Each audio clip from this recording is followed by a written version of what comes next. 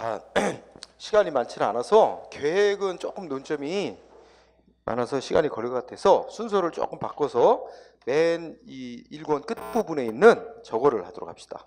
행정지도. 행정지도라고 그 397쪽에 있어요. 새 책에. 네, 거기를 먼저 보세요. 행정지도가 쉬우면서도 의외로 자주 나오는 영역입니다. 그래서 자, 행정지도 찾았습니까? 2018년 8, 하여튼 1권의 맨 끝 주제가 행정지도예요. 자, 의의는 뭐 특별한 건 없고요. 행정기관이 어떻게 하는 행위를 행정지도라고 총칭해 부르제. 행정기관이 국민한테 권고하고 조언하고 뭐 지도한다. 우리 경찰에서는 교통계도한다 이런 말 많이 써요. 그죠? 교통계도. 응? 그것처럼. 그래서 행정지도란 그냥 문장 읽어보면 행정기관이 자기네 담당하고 있는 사무 범위 안에서 일정한 행정 목적을 실현하기 위해서 국민에게 일정한 행위를 하거나 하지 아니하도록 지도, 권고, 조언 등을 하는 작용. 이렇게 우리 행정절차법이 정의를 내려놨어요. 외울 건 없어요. 근데 딱 보니까 앞에 거 다 빼고 국민한테 뭐 하는 거래? 뭐 권고하고 조언하고 뭐 등등.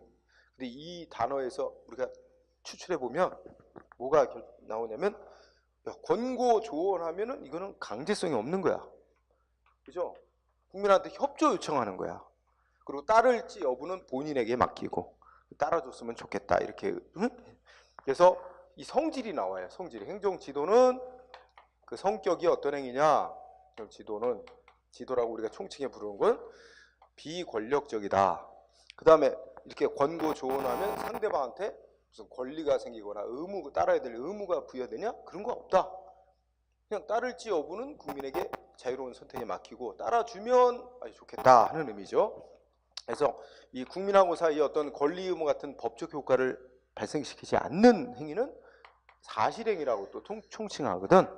우리가 행위를 법률행위, 사실행위 이렇게 나눈단 말이야. 그는 행위자가 행위를 통해서 상대방하고 사이에 권리 의무 같은 법적인 효과를 생기게 할 목적으로 하는 행위는 법률행위. 예를 들면 나하고 계약 맺자 하고 신청하잖아. 그러면 계약을 맺자는 건 계약의 내용으로서 권리 의무를 서로 갖자. 응? 이런 행위를 하자는 거죠. 그런 건 법률행위죠. 자, 비권력적 사실행위라고 얘기를 합니다. 성격이. 그러면 성질이 나오면 이 성질이 나오면 항상 두 가지가 결정돼요. 하나 뭐야? 법의 근거가 있어야만 할 수 있는 조치인지, 그 다음에 이거 위법하게 행해졌다 그러면 상대방 국민이 소송 대상으로 삼을 수 있는 건지. 그치? 그러면 이거 법의 근거가 있어야 될까요? 없어도 된다. 뭐 강제성도 없고 그 다음에 뭐야? 뭐 권리 의무 발생시키는 것도 아니니까 법적 근거 불필요. 이거 필요 없다. 없어도 할 수 있다. 근거 없어도 가능하다. 그럼 이거를 우리 행정법적인 용어로 뭐라고 불러? 법률 유보 원칙? 적용된다 안 된다? 적용 안 받는다. 응? 이 법률 유보 원칙이 법률에 근거 있어야만 된다는 원칙이잖아. 근데 이게 법률에 근거 없어도 되니까 이거 적용 안 받는다 이렇게 말할 수 있는 거고. 그 다음에 하나 또 문제는 성질에 따라서 결정되는 거. 이게 처분의 성질을 가진 거면 소송 대상이 되잖아. 처분의 성질을 갖는다. 처분성이 인정되려면 어떻게 해야 돼? 공권력 행사에 의한 법 집행행위. 그래서 상대방하고 사이에 행정법적인 권리 의무 발생시키는 거래야 돼. 근데 이건 공권력 행사도 아니고 상대방한테 권리 의무 발생시키는 것도 아니니까 처분성 없습니다. 그렇죠? 그러니까 행정소송 대상, 소송 대상 안 돼요. 행정소송인 항고소송 대상 안 된다. 그리고 상식적으로 생각해봐도 비권력적인 권고니까 싫으면 상대방 안 따르면 그만인 거지. 뭘 이건 위법한 왜 권고를 하고 그래? 이거 취소해줘, 무효해줘. 행정소송 할 필요가 없어요. 안 따르면 그만인 거지. 그죠? 바로 그런 이치와 연관이 있어요. 이게 골자예요. 응? 그러면 셋째 줄에 읽어보면 이러한 행정지도라고 우리가 총칭해 부르는 이런 행정작용 방식은 일본에서 들어온 거다. 응? 우리나라하고 문화가 비슷하잖아. 응? 관청에서 뭐 이렇게 요청하고 그러면 국민들이 그냥 잘 따라주는 경향이 있잖아. 그런 거하고 비슷해서. 근데 이게 거꾸로 이제 독일로 건너가서는 이게 법의 근거가 없어도 할 수 있는 작용이라고 했잖아요. 실제로 법의 근거 없이 행해지는 이런 지도들이 많아요. 그럼 독일에서는 법에 정해져 있지 않으면서, 법에 근거 없고 법에 정해져 있지 않으면서 실제에서 행해지고 있는 수많은 행정작용들을 총칭에 묶어갖고 뭐라고 부르냐면 비공식적 행정작용, 이렇게 이름 붙고. 그러니까 우리나라나 일본에서 얘기하는 행정지도를 포괄하는 그 의미로 독일에서는 비공적 행정작용으로 불리우고 있는 거예요. 응? 그 속에 독일에서 얘기하는 비공식적 행정작용이라는 거에 그 우리나라나 일본에서 얘기하는 행정지도가 거기에 포함돼서 논의된다는 거죠. 그런 정도 가볍게 보세요. 네. 그 밑에 판례가 하나 들었나요? 안 들었어요? 네. 그래서 뭐 특별한 건 없습니다. 네. 자, 넘어가세요. 그러면 쌍가루 2번 굳이 외울 거 하나도 없고 예를 들어놨어요. 행정지도의 종류와 예. 뭐 외울 건 없고 이제 규제하는 목적의 지도. 응? 이거는 건 뭐 바람직한 행동 하지 말았으면 좋겠다. 그죠? 네. 두 번째는 조정 목적으로 하는 지도. 세 번째는 바람직한 상태를 만들어내기 위한 목적으로 국민들에게 이렇게 해줬으면 좋겠다 하는 게 조성적 목적의 지도. 외우지 않는 거예요, 이런 거는. 그런데 요새 조정 목적의 지도가 최근에 있었는데, 그렇죠? 버스 파업 안 되게끔 적극적으로 노동부 장관이나 이렇게 국토해양부 이런 데 개입해서 막았죠. 그죠? 그런 게 말하자면 노사 대립, 그죠? 이렇게 있을 때 행정기관이 개입을 해가지고 양쪽을 중재하면서 이렇게 합의하도록 하는 게 어떠냐 하고 공고하죠. 그런 게 조정 목적으로 하는 지도죠. 자, 가볍게 보고요. 성질이 중요하다고 그랬어요. 성질은 상대방의 임의적 협력, 자발적 협력을 기대하면서 하는 행위로서 성질을 한마디로 비권력적 사실행위. 그죠? 이 단어가 제일 중요하죠. 그걸 풀어 쓴 게 강제도 아니고 상대방한테 권리 의무 같은 법적 효과가 생기게 하는 것도 아니다라는 얘기죠. 그러면 관련해서 법적 효과 발생시키는 게 아니니까 사실행위라고 칭한단 말이에요. 그러면 그 밑에 판례가 뭐 들었어요? 저 밑줄 친 부분 보면 행정관청이 건축 허가를 내주면서 허가받은 자 옆에 그 건축 허가받은 자 건축하는 땅 옆에 좁은 골목길이 있는데 도로 폭 좀 넓혀라 지도를 했대. 그러면 행정 지도했다고 건축법에 이 적용을 받는 도로로 지정된 거래요? 그런 법적 효과가 생기는 건 아니라는 거지, 지도만으로는. 그래서 그 앞에 문장 보면 건축법의 규제, 건축법에 적용을 받는 도로로 되려면 뭐가 필요하대? 행정관청에서 명시적으로 여기는 뭐 도로 지정이라는 조치가 있어야 건축법에 적용을 받는 도로로 결정되는 거지. 단지 도로 폭을 어떻게 하라고 허가받은 자에게 지도했다는 사실만 가지고는 건축법에 적용을 받는 도로 지정행위가 있었다고 볼 수 없다. 그런 법적인 효과를 가져오는 조치는 아니라는 거예요, 행정지도는. 그래서 시험에 그 밑줄 친 부분이 한번 쓰인 적이 있습니다. 그래서 그거만 잘 체크하고요. 그 다음에 네 번째, 유용성과 문제점 얘기하죠. 자, 우선 유용성은 강제성이 없다는 거죠. 그러니까 국민한테 뭐 강제로 뭐 해라 하지 마라 이렇게 강제로 의무 부과하고 이런 게 아니라 국민한테 협조를 요청하는 거예요. 그러면 똑같은 일도 강제로 하라고 하면 하기 싫어지잖아. 이렇게 당부하고 설득하고 협조. 그러면 만약에 잘만 국민이 따라주면 어떻게 돼요? 마찰 없이, 분쟁 없이 잘 목적 달성할 수 있는, 이런 게 장점이죠. 장점을 달달 외울 필요가 없는 거죠. 그리고 행정기관 입장에서는 이거 뭐가 없어도 된다. 법에 근거 없어도 할 수 있죠. 그럼 현실에 자꾸 계속 변동하고 새로운 뭔가 생겨나고 하는데 법은 미처 못 따라와가지고 뭔가를 단속하고 할 수 있는 근거 규정이 아직 안 만들어졌어. 그랬을 때 어떻게 행정기관은 자기 소관사무 범위 내에서라면 굳이 무슨 내용의 권고를 해야 된다 이런 근거 규정 없어도 이제 권고할 수 있죠. 그죠? 네. 그래서 행정기관 입장에서는 미처 법률에 근거 없어도 이 변화된 현실에 맞게 국민을 설득하는 용도로 이렇게 얼마든지 권고 지도할 수 있기 때문에 탄력적인 행정이 가능하다. 그죠? 네. 그런 것들이 장점이에요. 그래서 참고로 보세요. 그런데 문제점이 있어요. 문제점 뭐야? 응?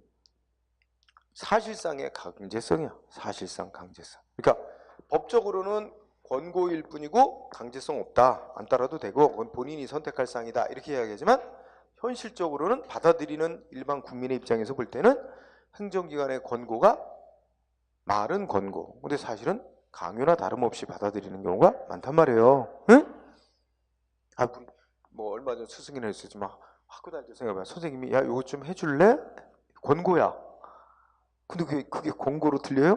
사실 해달라고 요구하는 거 해야 될 의무로 받아들이지. 그런 거 비슷한 거지. 그래서 이게 행정기관은 막 잘못된 권고를 했다든지 해서 문제가 생기면 행정기관은 언제든지 빠져나가. 우리는 강요한 적 없다. 권고한 것뿐이다. 그 선택은 누가 한 거야? 따르기로 선택한 거야. 상대방이 따르기로 선택해서 그래서 잘못된 권고에 따라가지고 자기들이 피해 입은 거 자기들의 선택의 결과이지 우리는 강요한 적 없다. 이러고 다 빠져나가요. 그럼 책임 안 져요. 다 상대방 국민 책임으로만 돌린다고. 그러니까 결국은 처분성도 없어서 이거 위법이니까 취소달라 이런 것도 안 되는 거지만 따랐다가 피해를 입어도 배상받기가 어려워요. 왜? 배상이나 보상받기. 그 이유는 뭐야? 본인 선택으로 인한 결과다. 피해는. 본인 책임질 일이지 행정기관이 반드시 따르라고 강요한 적 없으니까 그 책임 못 진다. 법적으로 그래요. 에? 구제받기 어렵죠. 에? 그러면 요런 점은 잘 아니까 행정기관 입장에서는 원래 법의 근거에서 뭐 이렇게 이제 해야 되는데 그냥 법의 근거 없어도 할 수 있으니까 행정기관은 막 이 편리한 대로 막 한다고 그냥 관할 구역 내 뭐 장사하는 사람 업자들에게 이렇게 해줬으면 좋겠다 권고 그죠? 응? 예를 들어서 뭐 물가 인상을 위해서 물가이 막 오르니까 물가 인상을 억제하기 위해서 기업에게 임금 뭐 좀 올리지 말아서 가격 제품을 올리지 말았으면 좋겠다. 단순한 그러니까 생각을 해보세요. 원래 이 우리나라 자유시장 경제에서 대통령이라 할지라도 어느 기업에게 제품 가격을 올리지 말라고 강제로 할 권한은 없습니다. 그러니까 그걸 강제로 한다면 법에 근거도 없이 한다면 위법이죠. 그 대신에 강제 아니니까 이거 협조 좀 부탁합니다. 권고인데 협의 안 따를 수 있어요? 사실상의 강제나 다름없지. 그러니까 사실은 이렇게 권고 지도라는 미명하에 강요나 다름없는 일을 얼마든지 행정기관이 한다고. 응? 그리고 만약에 안 따랐다. 안 따르면 뭔가 수단들이 다 있어요. 세무조사를 들어간다든지, 응? 그렇죠? 뭐 여기 관할구 있는 식당 영업소는 다 갑자기 뭐 검사 들어가. 그래서 위생불량이라는 이유로 찾아내고 뭐 응? 위생불량 많이 적발되죠? 응? 응? 그런 거로 해서 얼마든지 영업 정지시키고 막 이런 보복 조치가 얼마든지 예정돼 있기 때문에 그런 걸 예상하는 상대방 국민 입장에서는 이게 권고로 받아들일 수 없는 게 현실이죠. 그렇다면 그런 점으로 인해서 사실은 강요나 다름없는 일, 강제나 다름없는 일을 법의 근거도 없이 막 하게 되는 문제가 있죠. 그래서 이 법치주의가 붕괴되는 문제가 생길 수도 있지 않냐 이런 비판이 있다는 거예요. 그 얘기. 그래서 오히려 장점보다 문제점이 많아서 이거를 어떻게 할 거냐가 참 어려운 문제입니다.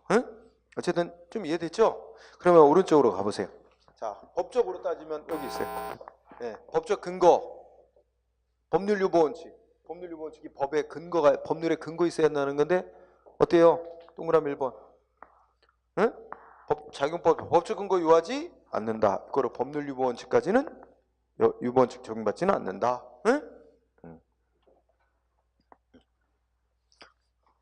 그 다음에 방가로 2번 법률 우위 원칙. 근데 법률 우위 원칙은 적용 안 되는 데가 없죠. 법에 위반되는 행정지도 해도 돼요? 그런 건 있을 수 없네요. 법에 어긋나는 활동은 일체 허용 안 되니까 법률 우위 원칙은 적용받습니다. 그래서 여기서 법률 우위 원칙에서 말하는 법률은 꼭 성문의 법률, 법규명령 이런 것만이에요? 아니죠. 불문법으로서 일반 원칙 이런 것도 위반하면 안 되죠. 비례 원칙 위반하면 안 되고 평등 원칙 위반하면 안 되고 그런 건 당연한 거예요. 그래서 시험 문제 곧잘 내는 게 이거야. 행정지도는 뭐 하여튼 비권력적 지문 앞에 나가지 비권력적 사실행위 한 다음에 2번 행정지도는 법률 유보 및 법률 우위 원칙에 적용을 받지 아니한다. 틀렸잖아. 법률 우위 원칙은 적용받는 거죠. 그래서 법률 유보 원칙만 적용되고 안 되고가 다릅니다. 영역마다. 자, 그 다음에 쌍가루 6번. 행정절차법은 행정지도라는 작용에 대해서는 규정을 두고 있어요. 그래서 이 쌍가루 6번 내용이 매우 쉬우면서도 중요한 내용. 행정절차법은 행정주도의 원칙과 방식, 의견 제출권, 다수인을 대상으로 하는 행정지도에 대해서 규정을 두고 있는데, 동그라미 1항 행정지도의 원칙의 첫째 줄, 목적 달성에 필요한 최소 한도에 그쳐야 비례원칙을 규정해놨어요. 필요 이상으로 과잉 조치하면 안 된다는 거죠. 비례원칙. 또 상대방의 의사에 반하여 강요하면 안 된다 해가지고 딸을지 여부는 자유의사에 맡기라고 임의성 원칙이라고 말하는 하여튼 그대로 하세요. 강요하면 안 된다. 동그라미 2번. 상대방이 지도에 안 따랐다는 이유로 어떠한 불이익 조치도 하면 안 된다 라고 규정이 있습니다. 그죠? 그러니까 완전히 따를지 여부는 상대방의 의사의 자유에 맡기도록 한 거죠. 근데 만약에 지도에 안 따랐다고 불이익 조치, 행정위원회 지도에 안 따랐다는 이유로 불이익 조치하겠습니까? 어떤 행정위원회 바보같이 그렇게 하겠어요? 그럼 위법이 되는데 그 불이익 조치는. 그죠? 그러니까 다른 이유로 하죠. 이 지도에 안 따랐다고 이게 이제 괘씸해서 그런 게 아니고 이건 정상적인 세무조사였고 정상적인 위생검열이었다. 그러니까 이거 위반 사실 적발되니까 이렇게 영업정지시키고 하는 거지. 그거하고는 아무 상관없어요. 이게 행정위원회 입장이겠지. 만약에 지도에 안 따랐다는 이유로 불이익 조치했다면 그 불이익 조치는 위법이 되는 거죠. 행정절차법 위반한 위법이 되는 거고, 그 다음에 뭐야? 그 조치가 처분성이 있는 거라면 행정소송 대상이 되겠죠. 그렇죠? 그 불이익 조치는 그렇게 연결해 볼 수 있잖아, 머릿속으로. 자, 동그라미. 그 다음에 행정지도 방식. 동그라미 1번. 뭐 하래요? 3가지. 취지, 내용, 신분 밝히고 하래요. 취지, 내용, 신분 밝히고 해라. 동그라미 2번. 행정지도는 말로도 할 수 있고 서면으로 할 수도 있다. 근데 이제 말로 했는데 상대방이 아까 취지 내용 이런 거 기재한 문서해달라고 상대방 문서를 해달라고 요구할 권리를 인정하는 거예요. 상대 문서를 해달라고 요구하면 어떻게 하래? 반드시 문서 줘야 돼요? 문서 서면 교부를 요구하면 뭐야? 직무수행에 특별한 지장이 없으면 문서로 해줘야 된다. 문서 교부해야 된다. 그럼 반대로 뒤집어보면 직무수행에 특별한 지장이 있으면 문서로 교부 안 해줘도 된다는 걸 인정하는 거죠. 자, 됐고요. 지도를 받은 상대방은 뭐 할 권리가 보장이 돼 있어요? 지도의 방식이나 내용 등에 대해서 의견 제출할 수 있는 권리가 보장이 돼 있습니다. 의견 제출권이 인정돼 있고요. 그 다음에 수많은 다수인을 대상으로 똑같은 내용의 지도를 한다. 그죠? 예를 들면 뭐 같은 거 있어. 아마 뭐 있을까요? 얼마든지 뭐 방송에서도 행정교통계도 하잖아. 뭐 음주운전은 어쩌고 저쩌고 하니까 하지 말자라든지 뭐 많이 하잖아요. 그죠? 그러면 같은 목적을 실현하기 위해 수많은 상대방에게 지도를 할 때는 자, 중요한 건 특별한 사정이 없는 한 공통적인 내용이 되는 사항을 공표해야 한다라고 규정을 뒀다. 이렇게 정리. 근데 그 위로 가보면 그 위에 쌍가로 보면 법적 근거 및 한계 부분 얘기했죠. 자, 질문해보자. 행정지도는 우리 행정절차법은 행정지도에 대해서 규정하고 있다, 안 하고 있다? 하고 있다. 그럼 행정지도는 법의 근거에서 해야 된다고, 법적 근거가 있어야 된다고 규정하고 있다, 아니다? 그런 건 없죠. 행정지도의 원칙, 방식, 뭐 상대방의 의견 제출권 이런 건 규정했지만 행정지도에 법적 근거 있어야 된다 이런 말은 없다고 내가 써놨잖아요. 위에다가 동그라미 2번에. 그죠? 자, 그런 걸 없는 걸 만들어내는 게 출제자들이야. 행정절차법은 행정지도에 법적 근거가 있어야 한다고 규정을 두고 있다. 그런 건 없는 사실이잖아. 그죠? X가 되죠. 그러면 자, 다음 페이지. 판례가 하나 있긴 있는데 신경 쓰지 않아도 돼요. 응? 뭐 국가의 공권력이 헌법과 법률에 근거하지 않냐고 이렇게 나오는 판례 있죠? 없어요? 그 뭐 크게 신경 안 써도 될 겁니다. 자, 그러면 아까 행정지도의 문제점이 큰 문제점 중에 하나가 뭐라 그랬죠? 구제가 어렵다는 거였죠. 그래서 하나가 첫 번째가 소송 대상이 안 된다 그랬죠. 그래서 권익구제의 방가를 봐 행정쟁송 나왔죠? 거기 읽어보면 어떻게 돼요? 두째 줄 처분성 인정될 수 없다. 이게 핵심이죠. 응? 물론 셋째 줄 보면 반대 견해도 있어. 뭐에다 주안점을 두재? 야, 이게 말이 권고지 사실상 강제나 다름없는 거 아니냐. 그렇다면 이거 권력적인 조치로 볼 수 있는 것 있지 않느냐. 그럼 이거 처분성 인정했고 소송대상으로 삼을 수 있게 하는 것도 있어야 되지 않겠느냐. 이런 반론 일일이 있긴 있어요. 근데 이제 대세는 아니라는 거지. 그런 반론도 있지만 어쨌든 처분성 부정. 응? 판례로 확인. 1번 판례 세무당국이 술 제조회사에게 어떤 술집에 당분간 술 공급을 중지해 달라고 요청한 행위. 요거의 성격이 뭐냐 이거죠? 그러면 세무서장이 어떤 술 제조회사에게 술 공급을 잠시 끊어달라. 응? 요청한 행위는 술 공급을 끊어라. 강제로 의무 부과한 거는 라고 볼 수는 없고 협조 요청한 권고적 성격의 행위래요. 그렇죠? 권고. 이 권고적 성격의 행위, 여기 말은 없어도 이게 행정 지도의 성격을 갖는 거라는 거죠. 그럼 권고적 성격이 행위니까 권력적인 조치가 아니죠. 권력적인 조치가 아니면 처분성이 인정될 수 없고 이건 행정소송 대상이 될 수 없다. 결국 술 제조회사가 거기에 따를지 안 따를지는 술 권고를 받은 술 제조회사의 선택사항이라는 거죠. 응? 자, 똑같은 얘기가 2번. 구청장이 뭐 있대요? 재개발 구역 내의 건물 소유자에게 자진 철거 요청하는 내용의 공문을 보냈다 이거죠. 근데 여러분 생각해 봅시다. 어느 지역이 재개발 구역으로 지정이 됐어. 그 구역 내에 대부분 다 나갔는데 안 나가는 사람이 있죠. 그럼 이거 원래 강제로 철거하고 할 주체는 누구죠? 누구야? 재개발 조합이에요, 조합. 예? 근데 지자체장이 그 안 나가고 있는 사람들한테 철거 촉구 공문 보냈잖아. 자진 철거 촉구 공문. 이거는 원래 그 지방자치단체는 강제 철거할 대상 아닙니다. 다만 그래서 어쨌든 그 자진 철거 요청하는 공문을 보냈는데 그 의미는 뭐래요? 읽어보면 이 당신들 기한 내에 자진 철거 안 하면 결국 이렇게 이제 이러이러한 불이익을 받게 될 수 있습니다. 그러니까 이 조합에 의해서 이렇게 뭐 강제 철거 어쩌고저쩌고 되기 전에 이렇게 가는 것이 여러모로 좋을 것 같다. 뭐 이런 취지로 권고한 내용이래. 그리고 판결하는데 참조했던 게 제목도 촉구한다는 공문, 촉구라는 말로 썼고 또 상대방 측에서 지자체장한테 문의해 봤나 보지? 이거 철거하라고 의무 부과한 거냐? 그뒤 그건 아니고 뭐 이렇게 답변하고 한 점 이런 점에 비춰보면 결국 이건 뭐래요? 권고적 성격 행위다. 그러면 뭐 공권력 행사 아니니까 권력적 조치 아니니까 처분은 아니다. 이게 결론이에요. 네. 자, 그 다음에 3번은 그냥 공무원이 소속 장관으로부터 경고를 받았대. 그죠?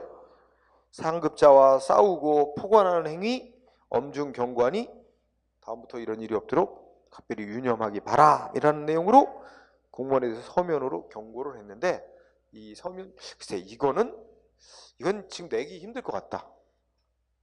왜냐면 뭐하고 이제 이 인사관리 규정 이런 게 바뀌었을 수 있고 그래서 우리 그 앞에 판례 공부하면 뭐 대신에 징계 처분하는 것 대신에 뭐 한다 그래? 불문 경고라고 단어 붙는 거 있지. 불문 경고. 이거는 처분성 인정한단 말이야.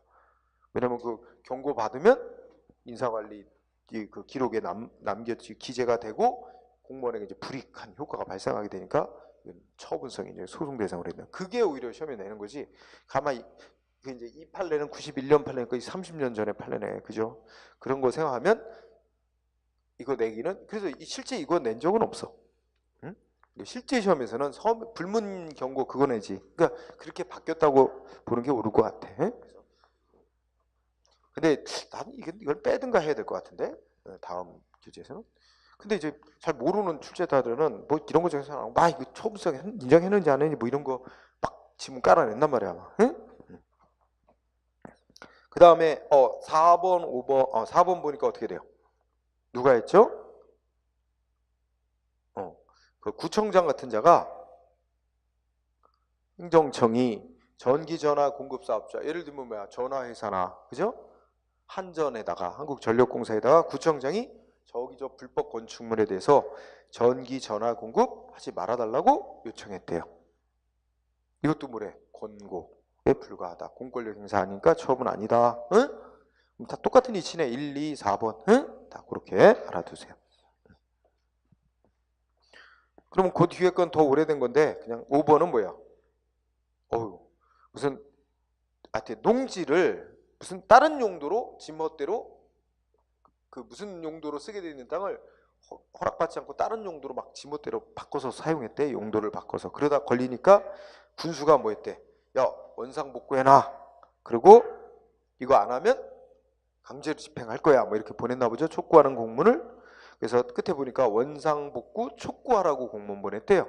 근데 원상복구 촉구 공문 보내기에 앞서 앞에 뭐 했어?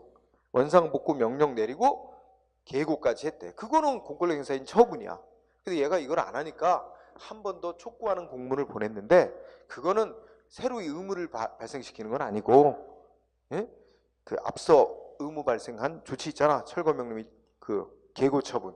그것대로 좀 따라줬으면 좋겠다라는 그런 성격을 갖는 것 뿐이래요. 그죠? 한 번 더 촉구하는 데 불과한 거지. 새로이 의무를 발생시키는 건 아니라는 뜻이죠. 응?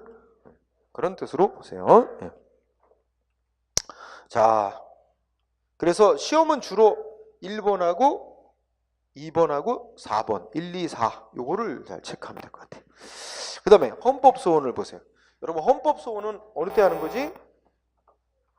헌법소원은 공권력 헌법재판소에서 이제 신청받는 거죠. 공권력 행사로 인해 뭐 받았을 때? 헌법이 보장하는 기본권을 직접 침해받았을 때. 그죠? 이럴 때 법원에 소송 제기해서 구제받을 수 있으면 그럼 소송 먼저 해야지. 헌재 바로 신청 못하죠. 근데 이제 소송 절차를 다 마쳤다든지 법원에 소송을 통해 구제받을 길이 없다든지 그럴 때 이제 헌법소원이라 헌법재판소에다 기본권 침해에서 구제 신청하는 게 헌법소원제도예요. 응? 자, 그러면 결국은 여기 보면 밑에 그 문장 두 줄을 보세요. 행정지도는 본래 성질이 뭐였어요? 아까 비권력적 사실행위죠. 공권력 행사라고 볼 수 없는 거죠. 그러니까 헌법소원 대상이 될 수 없는 게 원칙이에요. 그런데 판례에 따르면 헌법소원 대상이 될 수 있는 경우로 인정한 것도 있긴 있어요. 어느 때 예외적으로 헌법소원의 대상이 될 수도 있다. 그럼 예외적으로 어떤 경우가 있어요? 일단 겉으로 행해질 때는 비권력적으로 했다고 그러지만 이제 공권력 행사로서의 성질을 가진 것으로 인정될 수 있을 때는 헌법소원 대상이 될 수도 있어요. 응? 그래서 판례 중에 이제 1번만 어떻게 돼요? 공권력 행사를 안 본 거예요. 응? 그래서 서울시 선관위원장이 선거법 위반에 대해서 중지하라고 촉구 공문 보냈는데 이거는 공권력 행사 아니다 이렇게 했죠. 하지만 2번부터는 공권력 행사로 인정했습니다. 그래서 근데 시험은 2번은 거의 잘 안 나왔어요. 그동안 한 번도 안 낸 것 같아. 3번이 많이 나왔죠. 3번은 아주 단골로 많이 나와요. 3번 보면 지금으로 따지면 교육부 장관이 대학 총장들에게 뭐 했대요? 학칙을 시정하라고 요게 제목이죠. 그런데 요거 셋째 줄 앞머리 가니까 뭐라고 써 있어요? 행정 지도의 일종이다. 행정 지도면 비권력적인 사실행위겠죠? 그런데 행정 지도의 일종은 따를지 여부는 상대방의 자유의사에 맡겨야 되는 거 아니에요? 그런데 대학 총장들에게 학칙을 시정하라고 요구하면서 어떻게 됐대요? 셋째 줄. 안 따르면 뭐한대? 불이익 조치를 예정한다고 있대. 그러면 결과적으로 따를 수밖에 없게 만들어 놓은 거다 이거지. 그렇다면 결과적으로 뭐래요? 단순한 행정 지도의 한계를 넘어서 따르도록 구속하는 규제적이고 구속적 성격을 강하게 갖는 것이 된다. 그렇게 되면 공권력 행사로서의 성격을 가진다고 볼 수 있고 헌법소원 대상으로 인정한다. 이 3번 판례가 매우 중요. 자주 나옵니다. 응? 그러면 어쩌고 저쩌고 하지만 핵심 단어는 행정 지도라도 그에 따를 수밖에 없게 불이익 조치를 안 따르면 불이익 조치를 가하겠다는 등 이렇게 하면 규제적이고 상대방에 대해서 규제 내지 구속하는 성격이 강하다면 공권력 행사로 인정돼서 헌법소원 대상으로 인정될 수 있다. 이거 보죠. 네. 자, 또 하나 뭐 있어요? 거기 나와 있는 거 4번까지 있나요? 장례책은? 네. 4번 이거 시험에 아직은 안 쓰였는데 그래도 꼭 알아두세요. 우리 방송통신심의위원회라고 있어요. 방송통신심의위원회에서 정보통신 서비스 제공자에게 뭐 했대요? 시정 요구했대요. 시정 요구. 응? 방통위라고 우리가 약칭해 부르지. 방통위에서 정보통신 서비스 제공자에게 시정하라고 요구한 조치는 뭐래요? 단순한 행정 지도가 아니라 규제적, 구속적 성격을 갖는 거기 때문에 결론 헌법소원 대상. 응? 여기서는 뭐 헌법소원도 되고 항고송 대상이 되는 공권력 행사 다 처분성까지 인정한다는 얘기죠. 응? 공권력 행사로 인정했습니다. 4번. 그 다음에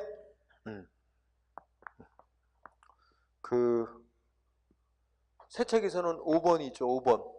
네. 자, 그거 노동부 장관이 공공기관의 단체 협약 내용을 분석하여 불합리한 요소를 개선하라고 요구한 행위. 네? 그래서 추가해서 자, 노동부 장관이 자기 산하 공공기관들이 있어. 응? 노동부 장관이 그 산하의 공공기관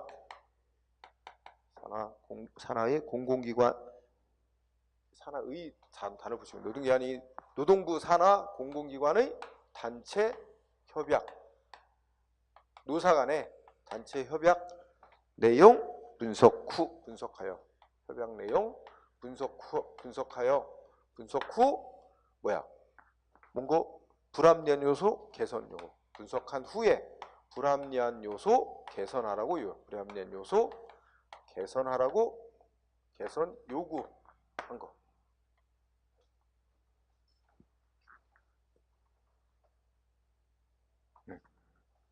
자, 결론적으로 이거 성격 공권력 행사라고 볼 수 없다. 그러면 뭐 안 된다. 지금 뭐에 대해서 논의하고 있어요? 헌법소원 대상되는 공권력 행사라고 볼 수 없다. 이렇게 골자예요.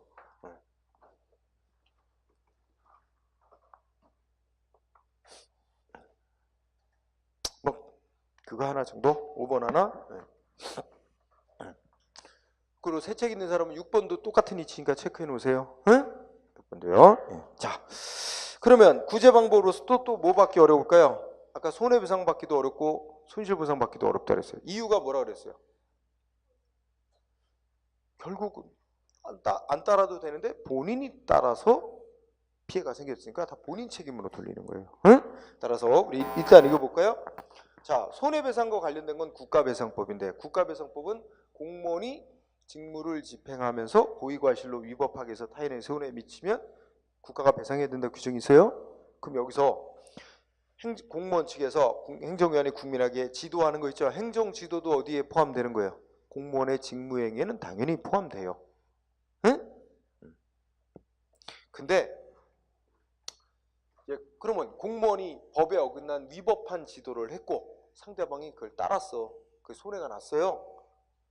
근데 배상받기가 어려워. 배상받기 어려운 이유는 행정지도는 공무원의 직무행위에 안 속하기 때문이 아니라 속하긴 하는데 뭐 때문에 다른 요건 다 돼도 안 되기 어려운 배상받기 어려운 이유 중에 하나가 뭐냐면 셋째 줄이 뭐예요? 인과관계가 인정되기 어려워. 이따 나와 중요한 거. 인과관계가 인정되기 어려워. 즉 공무원의 잘못된 위법한 행정지도가 원인이 돼서 상대방에게 손해가 났다. 이런 원인 결과관계 있죠. 그 인과관계가 인정되기 어렵단 말이에요. 아까 말했듯이 설령 공무원 측이 법에 어긋나는 위법한 지도를 했어도 따를지 여부는 본인이 선택하는 거라 그랬잖아요. 그럼 안 따라도 되는데 본인이 따르기로 선택해서 발생한 피해니까 뭐야? 공무원의 잘못된 위법한 행정 지도와 상대방의 손해 사이에는 인과관계가 인정되기 어렵다. 이거 배상받기 힘들다는 얘기죠. 응? 다만 아까 같은 경우 상대방이 안 따를 경우 뭔가 불이익 조치 예정하고 있어서 구속적 강압적인 성격이 인정된다면 인과관계가 인정될 수도 있겠죠. 그럴 때는 배상이 인정될 수도 있을 거예요. 손해배상이. 응? 그러니까 절대로 배상 책임이 다 인정 안 된다는 건 아니고 인과관계 인정이 어려워서 배상받기 어렵다는 얘기뿐이다. 배상된 경우도 있습니다. 손실보상은 적법한 공권력 행사로 국민이 재산 피해 입었을 때 피해 물어주는 거죠. 손실보상. 그런데 여기도 역시 뭐예요? 행정지도에 따를지 여부는 본인들이 선택한 것이고 그 선택 결과로서 발생한 피해니까 뭐돼? 인과관계 인정될 수 없고 보상 인정되기 힘들다는 겁니다. 응? 똑같아요. 그러면 일단 국민의 입장에서 보면 어때요? 응? 행정기관이 뭔가 지도를 하는데 안 따를 수는 있는데 안 따르자니 또 괘씸죄로 걸릴 것 같고 따르자니 내가 피해가 생길 것 같고 어떻게 하죠? 이게 딜레마야 참. 이게 법과 현실에 응? 간극이 있는 거예요. 응? 자 오른쪽에 판례 1번 행정지도가 강제성 없이 비권력적으로 행해졌고 그 지켜야 되는 한계를 일탈 벗어나지 않았다면 그러면 행정지도가 완전히 문제없는 적법한 지도를 했다면 응? 근데 상대방이 그에 따랐다가 어떤 손해가 났다 하더라도 행정기관은 그에 대해서 배상할 책임 없다. 왜냐면 손해배상 책임이 인정되려면 행정지도가 어땠어야 돼요? 위법한 것이었어야 됩니다. 기본적으로. 응? 근데 이거는 위법한 행정지도가 아니잖아요. 적법한 지도잖아요. 응? 그래서 일단 그 문장 하나. 자, 그리고 일단 그거만 하세요. 그 다음에 2번은 우리 배상 책임 인정한 사건 중에 하나입니다. 그래서 밑에 쪽에 어디 갔나요? 보면은 쭉 읽어볼까요? 자, 국가배상법이 정한 국가에 대한 배상 청구 요건 중에 하나인 공무원의 직무행위는 권력적인 작용만이 아니라 행정지도 같은 비권력적 작용도 포함된다. 응? 하면서 셋째 줄 강남구청에서 도시계획 사업을 주관하는 관청으로서 사업을 적극적으로 대행 지원하는 과정에서 토지 소유권이 이전되는 데 필요한 일체의 서류를 제공하는 반대급부로 제공하는 걸 조건으로 토지 수용 보상금을 공탁한 경우 이는 행정지도의 일환으로서 공탁 업무를 강남구청에서 하다가 그 직무수행으로서 행정지도의 일종으로서 했지만 그것이 고의과실한 위법으로 행해졌다면 배상책임 성립된다. 그런 판결이에요. 그래서 굳이 꼭 외울 건 아니고 행정지도도 이렇게 고의과실한 위법으로 행해지고 이렇게 경우는 배상이 인정되는 경우도 있다는 거죠. 근데 어느 인과관계가 인정이 안 되면 배상받기 어려운 일이다 하는 그런 거를 이용해요. 그 다음에 마지막 논점 네 번째 뭐 있어요? 제목을 보니까 행정기관이 국민한테 어떻게 지도했대요? 위법한 지도를 했대요. 위법한 지도. 여러분은 한번 생각해요. 여러분은 공무원이 위법한 지도를 했어. 안 따라도 되죠, 법적으로. 응? 나중에 안 따랐다고 괘씸죄 걸려서 후환이 두려울 수는 있어도 법적으로 보면 안 따라도 되는 거 아니에요? 그런데 하여튼 공무원 측이 법에 어긋난 지도를 했고 여러분은 따랐는데 그 따른 행위가 법에 명백히 어긋나는 행위를 했다 해서 처벌한대. 여러분 억울해요, 안 억울해요? 응? 뭐라고 주장할 거예요, 그러면? 재판에서. 나는 공무원이 지도한 대로 한 것뿐입니다. 응? 그게 법에 어긋나는 것인 줄 몰랐어요. 공무원, 내가 물어봤어요. 나 이렇게 됐는데 이거 어떻게 해야 돼요? 했더니 공무원이 이렇게 하시면 됩니다 하고 지도를 했대요. 근데 그게 잘못된 지도를 한 거야. 그래서 사안이 그 판례를 보면 원래 어떤 사람이 땅을 팔죠. 갖고 있던 땅을 팔아. 그런데 그 100원짜리 땅을 100원짜리를 사서 100원에 사서 얼마에 팔아? 200원에 팔았다. 그러면 100원의 양도 차익이 생기지. 그럼 세금을 한 반은 물어내야 돼. 그죠? 보통. 근데 우리 그러면 실제로는 200원에 팔았어. 실제 거래 가격. 근데 지금은 법에 의해서 실거래가로 거래했다고 신고를 해야 됩니다. 근데 예전에는 공시지가로 신고했어요. 실제 거래한 가격으로 안 하고 정부가 매긴 땅값을 기준으로 팔았다고 신고를 했어도 다 넘어가 줬어요. 옛날에 관행이 그게 이제 그 공시지가가 보통 실제 가격의 50%밖에 안 된단 말이야. 응? 1억짜리 땅이면 막 5천만 원밖에 그 평가가 안 되잖아요. 그리고 땅 갖고 있으면은 세금 보유하고 세금은 적게 내. 공시지가로 매기니까. 실거래가로 매기면 엄청나죠. 공시지가로 매기니까 별로. 그럼 이건희 회장 집값, 그럼 공시지가라고 하는 공시가격이라 하지.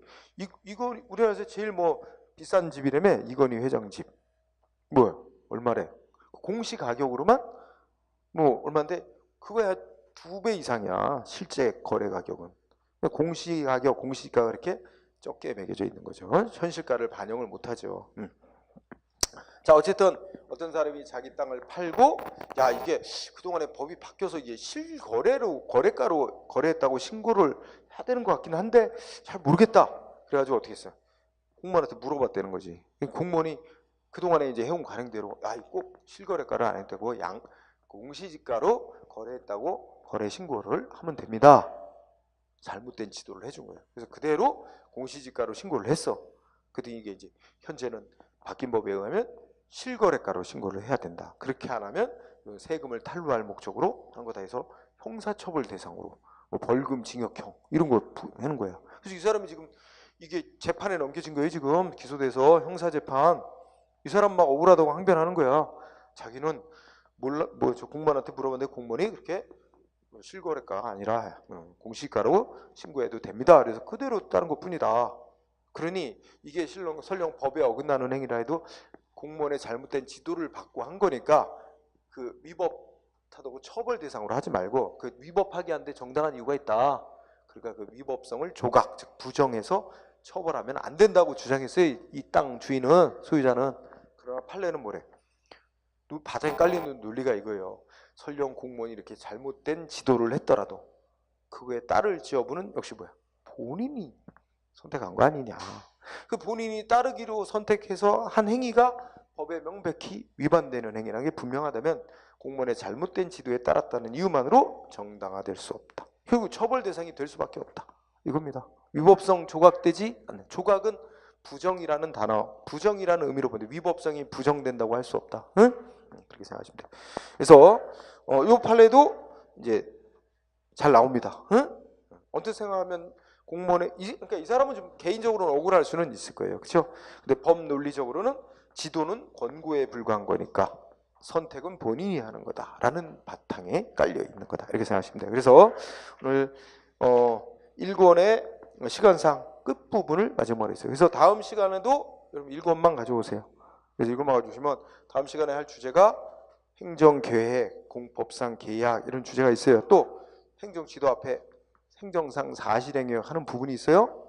그 세 개의 주제를 공부하도록 하겠습니다. 응? 틀림없이 내 예상 지도는 안 내고 다른 거 나올 거다. 지방직은 계획 나올 거다. 계획. 난 계획가 나올 것 같아요. 응? 자, 오늘 여기까지 하고 마치도록 하겠습니다. 수고했습니다. 네.